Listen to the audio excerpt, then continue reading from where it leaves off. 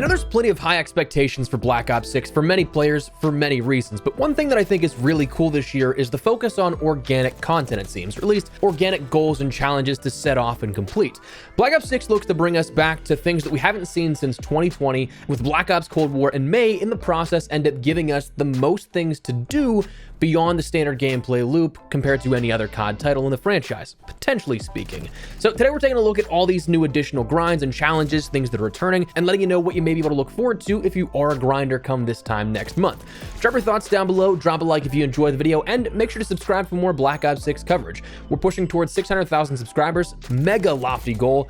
Let's see if we can hit that by launch. I didn't think it was possible pre-Modern Warfare 2, but then we did that with 500,000. So if you're new, perhaps part of that 75% of viewers not subscribed, you'd like to stay up to date with all things Black Ops 6, I'd love to have you in the community. But for now, let's get into it. So internally, from a developmental perspective and Activision executive suit perspective, the goal with COD since 2019 especially has been to keep you playing, right? Like they really favor these player numbers and the play time that each player puts into the game.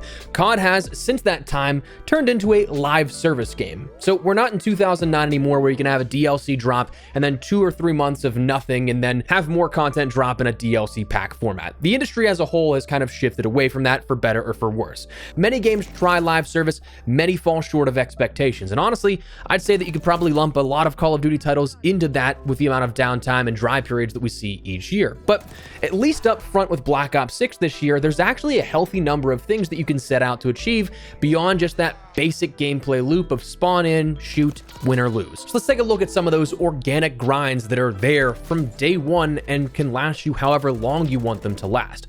Camos obviously are that big thing. We won't go too far into depth with this because we've already broken down the camo grind at length, but it'll certainly be nice for camo grinders to end up getting not 1, not 2, but 3 mastery grinds this year through Black Ops 6 multiplayer, round-based zombies, and then Warzone come the Season 1 integration. I'm very curious how much of the Warzone weapon camo challenges will differ, if at all, since there's that level of random nature to BR as a core tenet. I'm actually really curious if the Purgatory mode seen in Warzone right now as a sandbox mode is kind of a preview maybe of what's to come, introducing maybe a full sandbox mode to Warzone, which would absolutely help out tremendously for those kind of camo grinding scenarios. But we'll see. Beyond that, for the first time in a full capacity, you'll actually have calling card challenges as well this year, like an actual challenge bank for things to complete, rewarding you with things like calling cards. We haven't seen this in a full capacity since Black Ops Cold War in 2020. That's one of those things that, grand scheme of things, it doesn't really matter a lot to some players, but for others, grinding challenges and calling cards is like a hallmark of the classic games. Modern Warfare 2 and onward, like there were iconic things that you could unlock of those classic games. Of course, one of the biggest ones that you could never legitimately get was the spinning 10th prestige emblem. Those things were like the original badge of honor.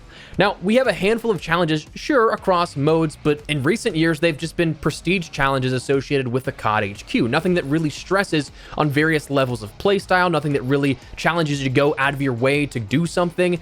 More so just like, again, things associated with prestige that you progressively unlock more and more. The majority of calling cards as a whole within Modern Warfare 2 and Modern Warfare 3 are just bundle items now at this point. So to see a return to form is definitely something that I think is nice and will help give you more things to grind out if you're looking for challenges to go for. And if you are somebody that loves to be like a completionist, if you like to be able to say, hey, I did everything, well, 100% of returns here again for Black Ops 6. For multiplayer, zombies, and Warzone for sure. No details on if there's a 100%er just yet for campaign or not. That might just be something we end up seeing the 100%er for like the Dark Ops challenges, which we'll get to in a second.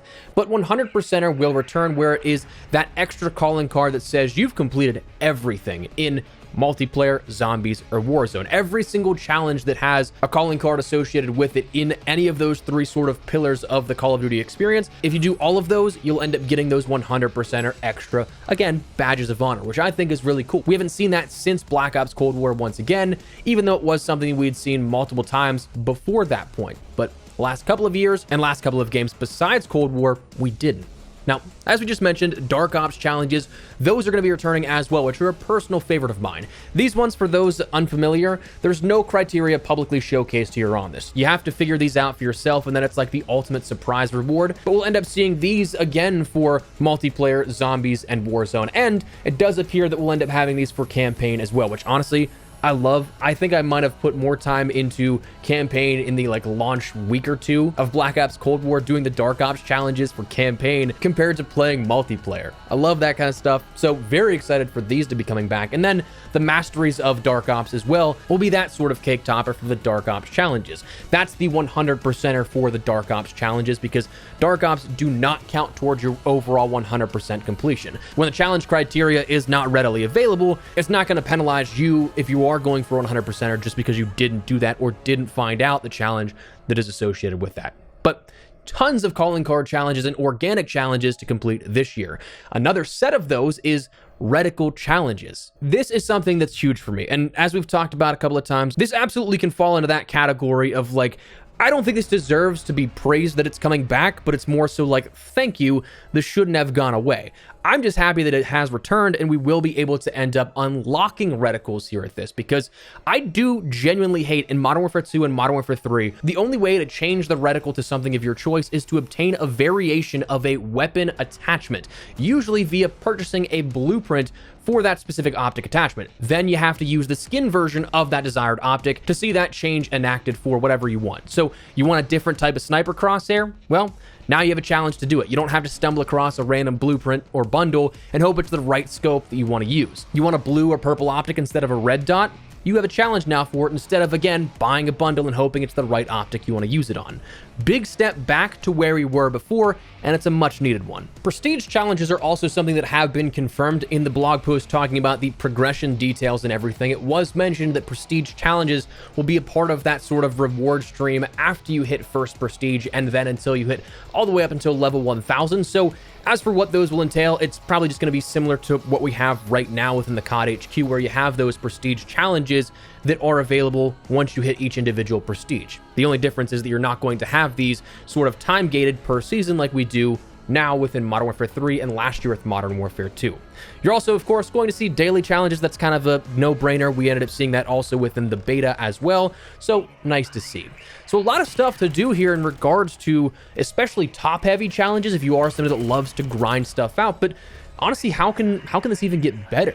Personally, I would love to take these things we know of right now and combine them with a lot of stuff we've seen in Modern Warfare 3 this past year. I think if you add that seasonal challenge system like we had in Modern Warfare 3, that'd be awesome. Complete 5 weekly challenges or so each week for the duration of the season and get a mastery camo. I think that's a great additional bonus. I love that they did that in Modern Warfare 3. I think that if there was something like aftermarket parts to work with, that would be great, though not expecting that. There doesn't appear to be anything like that. I think the armory system to an extent would be great. Don't put functional weapons at launch especially behind it, but things like cosmetics, like what we have right now, it's just a million different extra calling cards and emblems and things like that to earn out that, again, are just stuff to earn and use through playtime. I think the weekly events and the rewards like Modern Warfare 3 had the entire season might have been one of the best parts about Modern Warfare 3. There was not really any downtime. I think that since the game launched, if my memory serves me correctly, I think there was like 4 weeks of the entire year thus far that we didn't have any sort of event going on, whether that be a challenge or an XP-based event.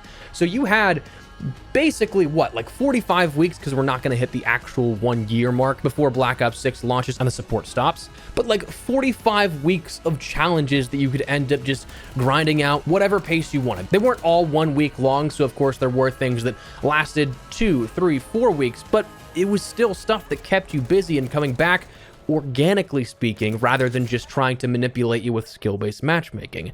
Ultimately, I don't think that we'll get all of what we just mentioned on top of what is already confirmed for Black Ops 6, but I think if that were the case, this game could honestly make a case for the most organic grinds of any Call of Duty in history. I do think that Modern Warfare 3 nailed the post-launch live service feeling more than any other COD since that shift was made with Black Ops 4. Perhaps that's just my own subjective opinion. Perhaps you feel the same way.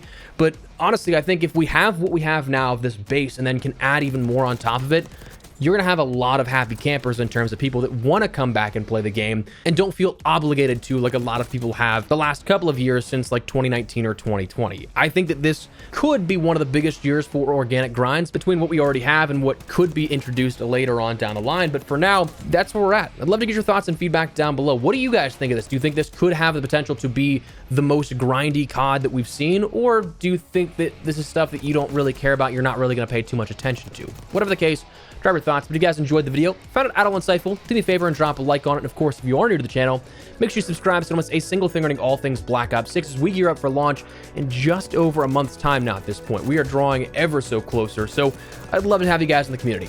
For now, thanks so much for watching. My name has been Espresso. I'll see you later. Take care, and peace.